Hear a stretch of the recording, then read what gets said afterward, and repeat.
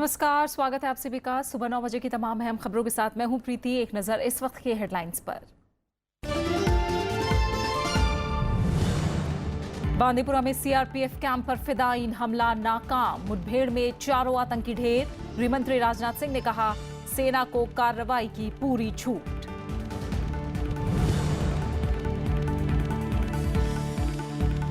कश्मीर मुद्दे पर कांग्रेस का गंभीर आरोप। राहुल गांधी ने कहा, केंद्र सरकार हालात संभालने में नाकाम। सरकार ने बताया विपक्ष की हताशा।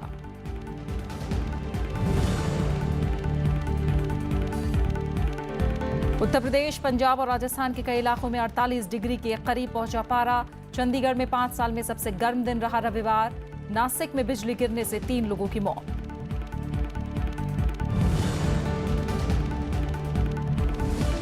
लंदन में आतंकी हमले के सिलसिले में 12 लोग गिरफ्तार। आईएस ने ली हमले की जिम्मेदारी। प्रधानमंत्री थेरेसा मे का बयान, गुरुवार को ही होंगे आम चुनाव।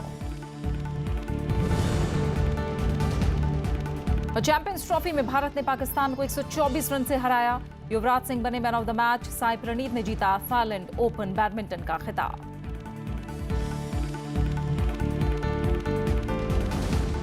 जम्मू कश्मीर में आज सुबह आतंकी हमला हुआ है। बांदीपुरा में आतंकवादियों ने सीआरपीएफ की 45वीं बटालियन के कैंप पर हमला कर दिया। सुरक्षा बलों की जवाबी कार्रवाई में 4 आतंकवादियों के मारे जाने की खबर है।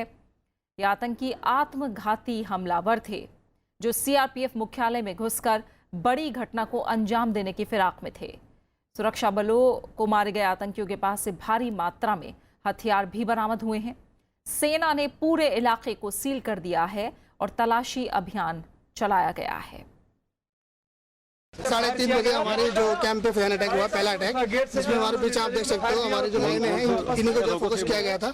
इसी में हमारे कमांडो रहते हैं जो मेन जो फोकस करके बनाए गए कश्मीर के यूनिवर्सिटी कोर्स करके आए हुए थे, ठीक है। और उन्हीं के द्वारा जो फायर के दौरान वो 4 मिलिटेंट जो मारे गए हैं। आतंकी फंडिंग मामले में राष्ट्रीय जांच एजेंसी ने रविवार को भी छापेमारी जारी रखी। एनआईए ने श्रीनगर और जम्मू में कुल 7 जगहों पर छापेमारी की। इस दौरान एनआईए ने आपत्तिजनक दस्तावेज और विदेशी मुद्रा भी बरामद की। इससे पहले शनिवार को भी एनआईए ने श्रीनगर में 14 और दिल्ली में 8 जगहों पर छापेमारी की थी। इसके अलावा सोनीपत में भी 2 जगहों पर छानबीन की गई है। छापेमारी में हुर्रियत नेताओं के घर और दफ्तर की तलाशी भी ली गई। एनआईए ने अब तक करीब 1.5 करोड़ की रकम और दस्तावेज जब्त किए हैं। कश्मीर घाटी में बार बार बिगड़ते हालातों के बीच केंद्रीय गृहमंत्री राजनाथ सिंह ने पाकिस्तान को अपनी हरकतों से बाज आने के लिए कहा है। उन्होंने कहा कि सीमा पार से बार बार गोलीबारी करके भारतीय सेना के जवानों को उकसाने की कोशिश की जाती है। साथ ही घाटी में भी इस तरह के प्रयास होते रहते हैं। राजनाथ सिंह ने कहा कि भारतीय सेना को दुश्मन से निपटने के लिए खुली छूट दी गई है। केंद्रीय गृह मंत्री राजनाथ सिंह ने पाकिस्तान को कड़ी चेतावनी दी है। उन्होंने कहा है कि पाकिस्तान कश्मीर में बार बार हिंसा फैलाने और शांति भंग करने की कोशिश करता है। राजनाथ सिंह ने कहा कि सीमा पार से गोलीबारी से निपटने के लिए सेना को खुली छूट दी गई है। 17वीं बार अब पाकिस्तान को सफेद झंडा नहीं दिखाना, और यह भी आज से ही हमारा स्टैंडिंग ऑर्डर है। पहली गोली तो भारत की तरफ से नहीं चलनी चाहिए, लेकिन एक गोली भी यदि उधर से चलती है तो फिर भारत की गोलियों को गिना नहीं जाना चाहिए। बहनों भाइयों, हालात बदल। राजनाथ सिंह का ये बयान जम्मू कश्मीर राष्ट्रीय मार्ग पर शनिवार को सेना के काफिले पर हुए आतंकी हमले के बाद आया है। इस हमले में भारतीय सेना के 2 जवान शहीद हो गए थे। गृह मंत्री ने कहा है कि देश की सुरक्षा में लगे जवानों की शहादत को भुलाया नहीं जा सकता। इस दौरान उन्होंने नक्सल समस्या से निपटने को लेकर सरकार के प्रयासों को भी सफल बताया। कितने मारे गए, क्या हुआ, कि मुठभेड़ में क्या हुआ, इस सब की मैं कोई चर्चा नहीं करना चाहता, लेकिन इतना ही कहना चाहता हूं, इस सीमा तक दबाव नक्सलवादियों के ऊपर भी हमारी सरकार ने बना दिया है, जो कभी नहीं हुआ था, हो रहा है। बड़े बड़े इनामी नक्सलवादी अब सरकार के सामने घुटना टेक रहे हैं और सरेंडर कर रहे हैं, और पहले की अपेक्षा 181% गिरफ्तारी हम लोगों के शासनकाल में हुई। हिमाचल प्रदेश के हमीरपुर जिले में त्रिदेव सम्मेलन में पहुंचे केंद्रीय गृह मंत्री ने राज्य में वीरभद्र सिंह की अगुवाई वाली कांग्रेस सरकार पर विफल रहने का आरोप लगाया। उन्होंने प्रदेश में फैले भ्रष्टाचार का जिक्र किया और कहा कि राज्य सरकार केंद्र की रकम सही ढंग से विकास कामों पर खर्च नहीं कर रही है। Bureau report, Rajya Sabha TV. Congress ने केंद्र सरकार पर कश्मीर मुद्दे को सही तरीके से नहीं निपटने का आरोप लगाया है। राहुल गांधी ने इस मसले पर एक बार फिर केंद्र सरकार को घेरने की कोशिश की है। कांग्रेस उपाध्यक्ष पर पलटवार करते हुए बीजेपी ने इसे कांग्रेस की हताशा करार दिया। वहीं गुंटूर में एक रैली को संबोधित करते हुए कांग्रेस उपाध्यक्ष राहुल गांधी ने आंध्र प्रदेश को विशेष राज्य का दर्जा देने की बात कही। चेन्नई में रविवार को कांग्रेस उपाध्यक्ष राहुल गांधी ने कश्मीर मसले पर एक बार फिर केंद्र सरकार को घेरा। राहुल गांधी ने केंद्र सरकार को कश्मीर के हालात संभाल पाने में नाकाम करार दिया है। कांग्रेस उपाध्यक्ष ने कहा है कि कश्मीर भारत की ताकत है और मौजूदा सरकार उसे देश की कमजोरी बना रही है। The government of India and the Prime Minister of India are completely mishandling Kashmir. They are creating a problem for this country by their incompetence and by trying to utilize Kashmir as a political asset. Kashmir is India's strength, and they are making it India's weakness. Congress के इन आरोपों का जल्द ही BJP की तरफ से जवाब भी आ गया। बीजेपी का कहना है कि कश्मीर को लेकर उसकी नीति बहुत सख्त है और उसके नतीजे भी सामने आ रहे हैं। उधर हैदराबाद में केंद्रीय मंत्री वेंकैया नायडू ने भी इसके लिए कांग्रेस को जिम्मेदार करार दिया। That is the concept. You want to divide India. You want to have a separate India. You want to create caste, communal, regional tensions, which you have been doing it all these years. You are responsible for all these regional, communal, vociferous tendencies in the country. इससे पहले शनिवार को केंद्र सरकार के 3 साल पूरे होने पर केंद्रीय गृह मंत्री राजनाथ सिंह ने दावा किया था कि कश्मीर में हालात पहले के मुकाबले बेहतर हुए हैं। सरकार जल्द ही घाटी में शांति कायम करने में कामयाब होगी। ब्यूरो रिपोर्ट, सभा टीवी। गंगा को पूरी तरह साफ करने में करीब 10 साल का समय लगेगा। फर्रुखाबाद में गंगा चौपाल कार्यक्रम में हिस्सा लेने आई केंद्रीय मंत्री उमा भारती ने बात कही। उन्होंने कहा कि गंगा को चरणबद्ध तरीके से साफ किया जाएगा, जिसमें करीब 10 साल का समय लग सकता है। उन्होंने कहा कि गंगा सफाई के मद्देनजर गंगा के किनारे लगे उद्योगों को दूसरी जगह स्थापित किया जाएगा, जिसका पूरा खाका तैयार कर लिया गया है। उमा भारती ने कहा कि एक बार गंगा के निर्मल होने के बाद उसमें लगातार निर्मलता बनी रहे, इसके लिए जन जागरूकता अभियान की जरूरत है और इसके लिए वो खुद गंगोत्री से गंगा सागर तक पद यात्रा करेंगी। टाइम फ्रेम बोलती हूँ ना, निर्मलता का फेज 1 2 साल, निर्मलता का फेज 2 4 साल, अविरलता का फेज 1 7 साल और टोटल निर्मलता, अविरलता और निरंतरता मिलाकर के 10 साल, जिसके 3 साल निकल गए और बिल्कुल भी लैप्स नहीं कर रहा है टाइम फ्रेम। खाली ये हुआ है कि जो निर्मलता का फेज 1 हमने शुरू कर दिया था 7 जुलाई 2016 में, उसके रिजल्ट अक्टूबर में ही आ जाने थे, लेकिन अचानक अथॉरिटी बनाने का फैसला हुआ और वो बहुत जरूरी था। पशुओं की खरीद फरोख्त से जुड़ी अधिसूचना पर केंद्र सरकार ने लोगों से सुझाव लेने की बात कही है। केंद्रीय पर्यावरण मंत्री हर्षवर्धन ने कहा कि पशु वध संबंधी अधिसूचना में बदलाव सरकार के लिए नाक का सवाल नहीं है। सरकार खुले दिल से सुझावों पर विचार कर रही है। पशु क्रूरता निवारण अधिनियम में किए गए बदलाव के बारे में उन्होंने कहा कि किसी के खानपान की आदतें बदलने या मांस कारोबार रोकने के लिए नहीं किया गया है। केंद्रीय मंत्री ने कहा कि इसमें बदलाव के लिए आए सुझावों पर पुनर्विचार किया जाएगा। दरअसल केंद्रीय पर्यावरण मंत्रालय ने पशु क्रूरता निवारण अधिनियम के तहत एक नया नोटिफिकेशन जारी किया है, जिसमें हत्या के लिए पशु बाजारों से मवेशियों की खरीद फरोख्त पर पाबंदी लगाने का प्रावधान किया गया है।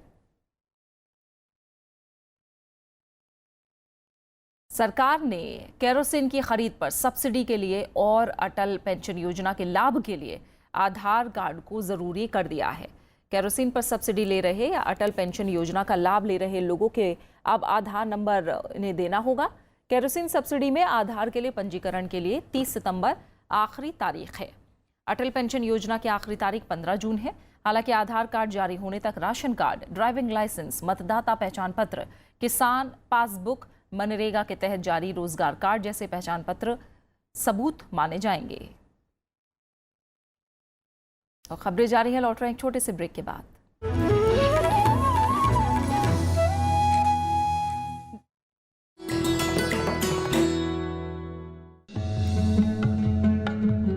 अमीर खुसरो देहलवी, सूफी संगीतज्ञ और शायर। हिंदी खड़ी बोली के पहले लोकप्रिय कवि, कव्वाली के जन्मदाता। उत्तर प्रदेश के पटियाली में जन्मे खुसरो हिंदी के अलावा फारसी में भी लिखते थे कलाम। फारसी शायरी में शेख सादी और हाफिज के समकक्ष खुसरो ने हिंदी कविता में भी खूब कमाया नाम। तबला और सितार जैसे संगीत यंत्रों का किया आविष्कार और भारतीय लोक कला को दुनिया भर में दिलाई पहचान।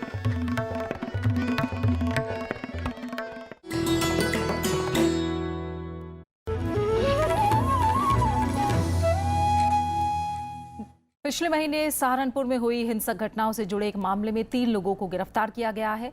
इन लोगों पर हिंसा और हत्या में शामिल आरोप है।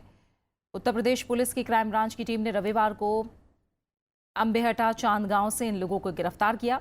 आरोपियों से पूछताछ जारी है, साथ ही इनके साथियों की तलाश और पते ठिकानों की जानकारी जुटाई जा रही है। मई में पूर्व मुख्यमंत्री मायावती ने सहारनपुर के बडगांव थाना क्षेत्र का दौरा किया था, जिसके बाद चंदपुर मजबता के बाहरी इलाकों में फिर हिंसा फैल गई थी। उपद्रव के दौरान कुछ लोगों ने रैली से लौट रहे 2 लोगों को गोली मार दी थी, जिसमें एक की मौत हो गई थी। उत्तर प्रदेश के बरेली में दर्दनाक सड़क हादसा हुआ है। यहां एक बस और ट्रक में भिड़ंत के बाद आग लग गई। इस हादसे में 22 लोगों की मौत हो गई। कई लोगों के गंभीर रूप से झुलस भी गए हैं। घायल लोगों को नजदीकी अस्पताल में भर्ती कराया गया है। जानकारी के मुताबिक NH-24 पर रोडवेज बस दिल्ली से बहराइच जा रही थी। बस गलत दिशा में आकर ट्रक से टकरा गई। टक्कर होते ही रोडवेज बस का डीजल टैंक फट गया, जिससे बस में आग लग गई। घटना की खबर मिलते ही दमकल की गाड़ियां पहुंच गई। साथ ही SSP समेत पुलिस के आला अधिकारी भी घटनास्थल पर पहुंचे। जब तक आग पर काबू पाया जा सका, कई लोग जान गंवा चुके थे। भारत आज अब तक का अपना सबसे वजनी रॉकेट अंतरिक्ष में भेजेगा। GSLV Mark 3 का प्रक्षेपण शाम 5:28 पर किया जाएगा। यह अत्याधुनिक रॉकेट 4 टन वजनी उपग्रहों को GTO और 10 टन वजनी उपग्रहों को पृथ्वी की कक्षा में भेजने में सक्षम है। इसके प्रक्षेपण की उल्टी गिनती रविवार को शुरू हुई।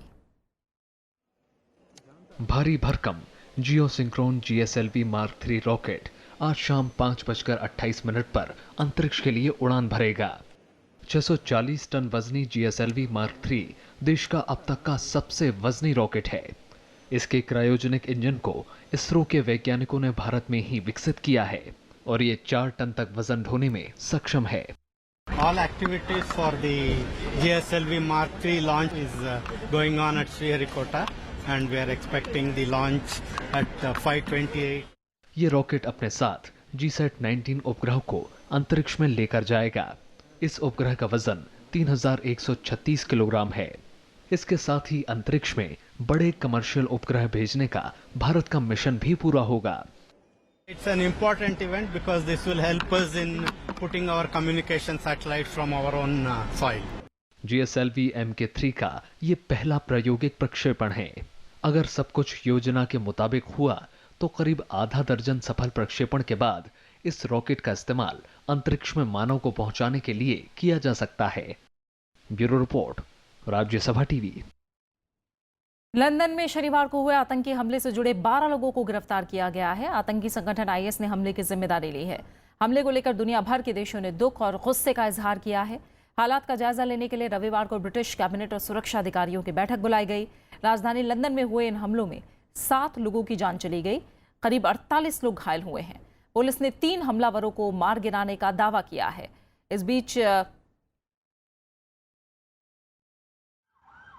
शनिवार को लंदन में हुए आतंकी हमले के बाद ब्रिटिश सरकार ने आतंकवाद से सख्ती से निपटने की बात दोहराई है।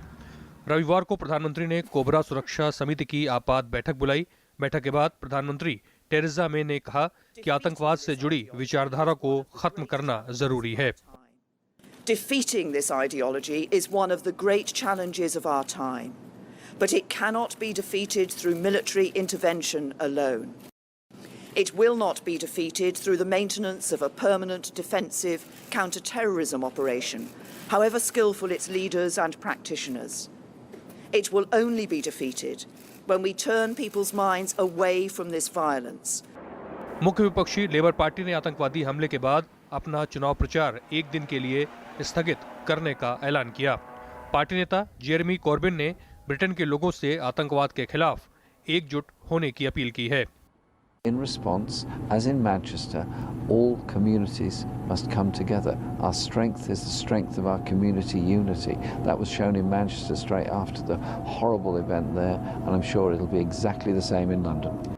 लंदन के मेयर सादिक खान ने कहा कि चरमपंथियों की योजनाएं कभी सफल नहीं होंगी और लंदन के लोग मिलकर आतंकवाद को हराएंगे।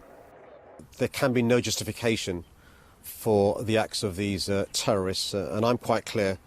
We will never let them win, nor will we allow them to cower our city or Londoners. इस बीच भारत समेत दुनिया के तमाम देशों ने इन हमलों की कड़ी निंदा की है। प्रधानमंत्री नरेंद्र मोदी ने कहा कि ये हमले हैरान करने वाले हैं। अमेरिकी राष्ट्रपति डोनाल्ड ट्रंप ने इन हमलों को बर्बर बताया है। ब्रिटेन में हाल के दिनों में ये तीसरा बड़ा आतंकी हमला है। 2 हफ्ते पहले मैनचेस्टर में आत्मघाती हमले में 22 लोगों की जान चली गई थी। Bureau report, Rajya Sabha TV. इस बीच लंदन के मेयर ने कहा है कि इस हफ्ते होने वाले चुनाव पर इन हमलों का कोई असर नहीं पड़ेगा और चुनाव तय कार्यक्रम के मुताबिक ही होंगे। आइए आगे बढ़ते हैं। रूस ने दक्षिण कोरिया में अमेरिकी मिसाइल सिस्टम लगाए जाने पर एतराज जताया है। सिंगापुर में आयोजित क्षेत्रीय सुरक्षा फोरम में रूस के उपरक्षा मंत्री अलेक्जेंडर फोमिन ने कहा कि थार्ड सिस्टम की तैनाती से इलाके में तनाव और बढ़ेगा। फोमिन के मुताबिक ये मिसाइल उसकी सुरक्षा के लिए खतरा है और अगर अमेरिका इन्हें नहीं हटाता है तो उत्तर कोरिया मामले में शांति को लेकर कुछ नहीं करेगा। चीन पहले ही इस मिसाइल सिस्टम की तैनाती पर अपनी नाराजगी जता चुका है।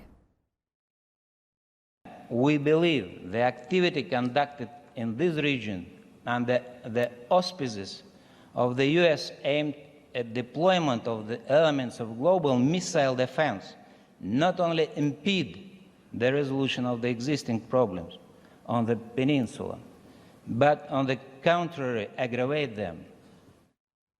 उत्तर कोरिया ने संयुक्त राष्ट्र के ताज़ा प्रतिबंधों को पूरी तरह से खारिज कर दिया है। सरकारी टीवी पर जारी बयान में उत्तर कोरिया सरकार ने कहा है कि वो अपने नागरिकों पर लगाए गए संयुक्त राष्ट्र के प्रतिबंधों को नहीं मानता। संयुक्त राष्ट्र ने हाल ही में उत्तर कोरिया के खिलाफ अपने प्रतिबंधों का दायरा बढ़ाते हुए इन्हें और कड़ा करने का ऐलान किया था। उत्तर कोरिया ने कहा है कि वो इन प्रतिबंधों से घबराकर अपना मिसाइल और परमाणु कार्यक्रम बंद करने वाला नहीं है। ताइवान में आई बाढ़ में कम से कम 4 लोगों को अपनी जान गंवानी पड़ी है। उत्तरी ताइवान में हुई भारी बारिश के बाद जगह जगह पानी भर गया। राजधानी ताइपे के कई इलाकों में बिजली व्यवस्था गड़बड़ा गई, जबकि घर और दुकानों में पानी जमा हो गया है। बाढ़ में हजारों लोग फंसे हुए हैं। बाढ़ की वजह से कम 258 राष्ट्रीय और अंतर्राष्ट्रीय उड़ानें रद्द करनी पड़ी हैं। राहत और बचाव का काम जारी है। इस बीच मौसम विभाग ने सोमवार तक बारिश जारी रहने की आशंका जताई है। इटली के ट्यूरिन शहर में शनिवार को फुटबॉल मैच के फाइनल के दौरान भगदड़ से 1000 लोग घायल हुए हैं। यह हादसा उस वक्त हुआ जब यूवेंटस और रियल मैड्रिड फुटबॉल क्लब की टीमें कार्डिफ स्टेडियम में चैंपियंस लीग का फाइनल मैच खेल रही हैं। इस दौरान फुटबॉल मैच देखने आए दर्शकों के बीच पटाखों की आवाज से बम की अफवाह फैल गई और भगदड़ मच गई। घायलों को अस्पताल में भर्ती किया गया है, जिनका इलाज चल रहा है। मैच में रियल मैड्रिड ने यूवेंटस को 4-1 से मात देकर खिताबी जीत हासिल की। और अब बात मौसम की। देश एक बार फिर भीषण गर्मी की चपेट में है। इलाहाबाद और भटिंडा में पारा 48 डिग्री सेल्सियस तक जा पहुंचा है। वहीं त्रिपुरा के धलाई में कल तेज बारिश के बाद भूस्खलन हुआ। इसमें एक ही परिवार के 3 लोगों की मौत हो गई और एक घायल हुआ है। महाराष्ट्र के नासिक में शनिवार को बिजली गिरने से 3 लोगों की जान चली गई। देश का मध्य और उत्तरी इलाका चिलचिलाती गर्मी से जूझ रहा है। दिन तो दिन, रात में भी गर्मी से राहत नहीं मिल पा रही। लोग घरों से निकलने से कतरा रहे हैं। जो निकल भी रहे हैं वो खुद को बचाने की जद्दोजहद में लगे हैं। सर यहाँ पे तो बहुत ज़्यादा है सर। ऐसे लग रहा है जैसे आग मतलब कि इतना तेज है कि जैसे अंगूठा हम घर से भी निकले थे कोचिंग से, उसके बाद अभी देख रहे एकदम सूखा हुआ है। उत्तर प्रदेश के इलाहाबाद और बांदा के अलावा पंजाब के बठिंडा में भी 48 डिग्री सेल्सियस तापमान दर्ज किया गया। चंडीगढ़ में रविवार मौसम का सबसे गर्म दिन रहा। बीते 5 साल में यहां सबसे ज़्यादा 45 डिग्री सेल्सियस तापमान रहा। राजधानी दिल्ली में भी तपती गर्मी से लोग बेहाल हैं। यहाँ पारा सामान्य से 4 डिग्री ऊपर यानी 44.6 डिग्री जा पहुँचा है। राजस्थान में हल्की बारिश के बावजूद चिलचिलाती गर्मी से राहत नहीं मिली है। ओडिशा में भी गर्मी बढ़ी है। बिहार में मौसम गर्म और शुष्क रहा। गर्मी बहुत ज्यादा पई आ पिछले साल नालों, बस बाहर निकलने ਨੂੰ मन नहीं करता, ना कॉलेज जाने ਨੂੰ दिल करता घरे बैठे रहिए या जूस जास पी चले, जिन्ना लिक्विड हो सकता पीने ਨੂੰ दिल करता। लक्षद्वीप, तटीय कर्नाटक, आंध्र प्रदेश और केरल के कई इलाकों में रविवार को बारिश हुई। मौसम विभाग के मुताबिक उत्तर प्रदेश में कई जगह आज बारिश और गरज के साथ छींटे पड़ने की संभावना है। हालांकि कई इलाकों में गर्मी बढ़ेगी। इधर दक्षिण भारत में किसानों ने मानसून से पहले की तैयारियां शुरू कर दी हैं। सूखा पीड़ित किसानों को बारिश से मुसीबतें कम होने की उम्मीद है। मौसम विभाग ने इस साल अच्छी बारिश की संभावना जताई है। Bureau report, Rajya Sabha TV. बात खेलों की। चैंपियंस ट्रॉफी में भारत ने जीत के साथ आगाज किया है। भारत ने पाकिस्तान को रोमांचक मुकाबले में 124 रन से हरा दिया। विराट कोहली के नेतृत्व वाली भारतीय टीम ने बल्लेबाजी और गेंदबाजी दोनों में शानदार प्रदर्शन किया। मैच के दौरान बारिश की वजह से कई बार खेल रुका। युवराज सिंह को मैन ऑफ द मैच चुना गया। पाकिस्तान पर फतेह का जश्न देश भर में कुछ इस तरह मना। टीम इंडिया को जीत हासिल होते ही लोग सड़कों पर उतर आए और जमकर जश्न मनाया। शानदार मुकाबले में रविवार को भारत ने चैंपियंस ट्रॉफी के पहले मैच में पाकिस्तान को करारी शिकस्त दी। टीम इंडिया ने टूर्नामेंट में जीत के साथ आगाज किया। भारत ने पाकिस्तान को डकवर्थ लुईस नियम के तहत 124 रन से हराया। टॉस हारने के बाद भारत ने पाकिस्तान के खिलाफ 48 ओवर में 3 विकेट खोकर 319 रन बनाए। भारतीय बल्लेबाज शुरू से ही मैच में हावी रहे। रोहित शर्मा ने सबसे ज्यादा 91 रन बनाए। कप्तान कोहली ने 81, शिखर धवन ने 68 रन बनाए। वहीं युवराज सिंह ने लय में वापसी करते हुए 53 रन की तूफानी पारी खेली। भारतीय बल्लेबाजों ने आखिर में 4 ओवर में ताबड़तोड़ बल्लेबाजी की। भारत ने आखिर में 4 ओवर में 72 रन बनाए। डकवर्थ लुईस नियम के तहत 41 ओवर में 289 के लक्ष्य का पीछा करते हुए पाकिस्तान की टीम 33.4 ओवर में 164 रन ही बना सकी। उमेश यादव ने 3 विकेट चटके। रविंद्र जडेजा और हार्दिक पांड्या ने 2-2 विकेट लिए। भुवनेश्वर कुमार ने 1 अपने नाम किया। Bureau report, Rajya Sabha TV. वहीं भारतीय बैडमिंटन खिलाड़ी बी साई प्रणीत ने थाईलैंड ओपन बैडमिंटन टूर्नामेंट का खिताब अपने नाम कर लिया। प्रणीत ने पुरुष एकल के फाइनल में इंडोनेशिया के जोनाथन क्रिस्टी को हराया। प्रणीत ने शानदार प्रदर्शन करते हुए क्रिस्टी को 17-21, 21-18, 21-19 से मात दी। प्रणीत ने पहली बार थाईलैंड ओपन बैडमिंटन का खिताब जीता है। प्रधानमंत्री नरेंद्र मोदी ने प्रणीत को खिताब जीतने पर बधाई दी है। इससे पहले प्रणीत ने इसी साल अप्रैल में सिंगापुर ओपन सुपर सीरीज जीती थी। फ्रेंच ओपन टूर्नामेंट में सानिया मिर्जा अपने जोड़ीदार इवान डोडिक के साथ मिश्रित युगल के क्वार्टर फाइनल में पहुंच गई हैं। सानिया डोडिक की जोड़ी ने स्वेतलेना सिटेक की जोड़ी को 6-2, 6-4 से हराया। क्वार्टर फाइनल में आज सानिया डोडिक का मुकाबला बोपान्ना ग्राबियाले की जोड़ी से होगा। आज विश्व पर्यावरण दिवस है। यह दिन संयुक्त राष्ट्र की तरफ से प्रकृति को समर्पित दुनिया भर में मनाया जाने वाला सबसे बड़ा उत्सव है। पर्यावरण प्रदूषण की समस्या के मद्देनजर संयुक्त राष्ट्र ने 1972 में पहली बार विश्व भर के देशों का पहला पर्यावरण सम्मेलन आयोजित किया। स्वीडन में हुए इस कार्यक्रम में 119 देश शामिल हुए हैं। इसके बाद ही संयुक्त राष्ट्र पर्यावरण कार्यक्रम की शुरुआत हुई, जिसके तहत हर साल 5 जून को पर्यावरण दिवस आयोजित करने और लोगों को प्रदूषण की समस्या से अवगत कराने का फैसला लिया गया। इसका मकसद पर्यावरण के प्रति दुनिया भर में सामाजिक और राजनीतिक स्तर पर जागृति फैलाना है। पर्यावरण की रक्षा के लिए भारत में 1986 में पर्यावरण संरक्षण अधिनियम लागू किया गया।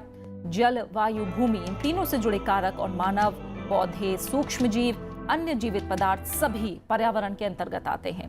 पर्यावरण और जीवन का अटूट रिश्ता है। बावजूद इसके आज पर्यावरण के संरक्षण, संवर्धन और विकास का संकल्प लेने की जरूरत है, जो चिंता का सबब है। और चिंता का सबब पर्यावरण को लेकर लगातार है। बेंगलुरु में सबसे प्रदूषित झील बिलंदूर के साथ साथ पिछले दिनों वार्थुर झील से भी प्रदूषित झाग निकलना शुरू हो गया। इस झाग ने न सिर्फ लोगों का चलना फिरना दूभर कर दिया, बल्कि झील से निकलने वाला ये जहर स्थानीय निवासियों के स्वास्थ्य के लिए बड़ा खतरा बन गया है।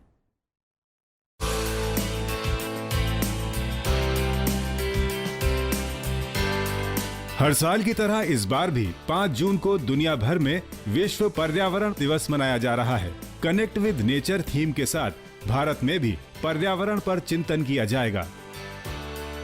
लेकिन इससे पहले ही बेंगलुरु के लोगों की चिंता एक बार फिर बढ़ गई है। पहले ही बेलंदूर झील को लेकर परेशान बेंगलुरु वासी हैरान रह गए जब शहर की दूसरी झील वार्थूर से भी वैसा ही प्रदूषित झाग सड़कों पर आने लगा।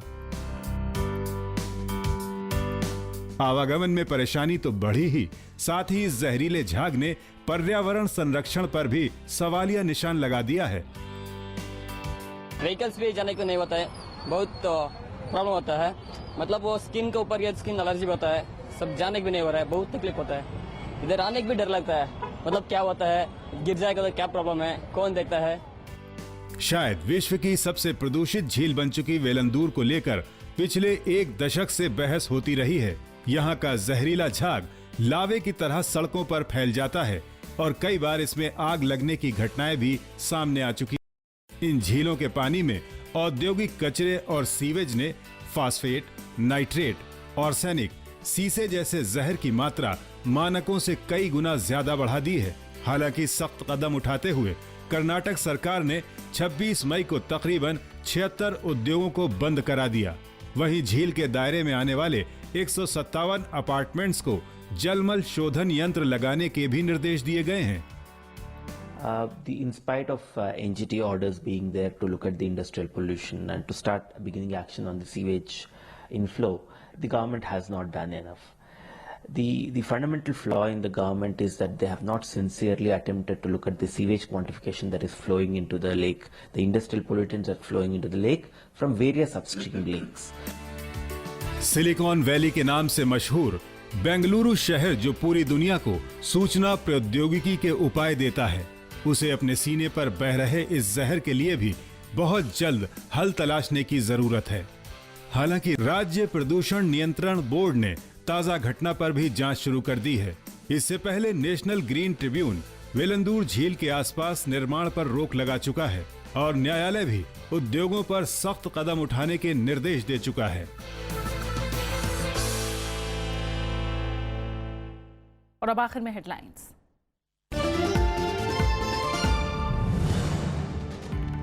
बांदीपुरा में सीआरपीएफ कैंप पर फिदायीन हमला नाकाम, मुठभेड़ में 4 आतंकी ढेर। गृह मंत्री राजनाथ सिंह ने कहा, सेना को कार्रवाई की पूरी छूट।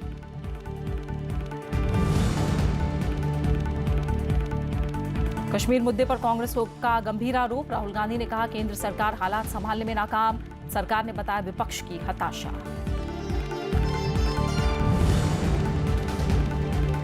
उत्तर प्रदेश और पंजाब के कई इलाकों में 48 डिग्री के करीब पहुंचा पारा। चंडीगढ़ में 5 साल में सबसे गर्म दिन रहा रविवार। नासिक में बिजली गिरने से 3 लोगों की मौत।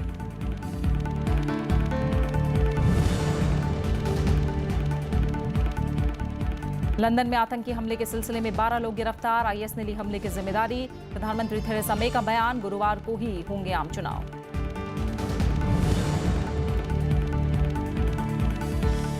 और चैंपियंस ट्रॉफी में भारत ने पाकिस्तान को 124 रन से हराया। युवराज सिंह बने man of the match. Sai Praneeth ने जीता थाईलैंड ओपन बैडमिंटन का खिताब। फिलहाल सुबह 9 बजे की खबरों में मेरे साथ इतना ही। आगे देखिए मीडिया मंथन। नमस्कार।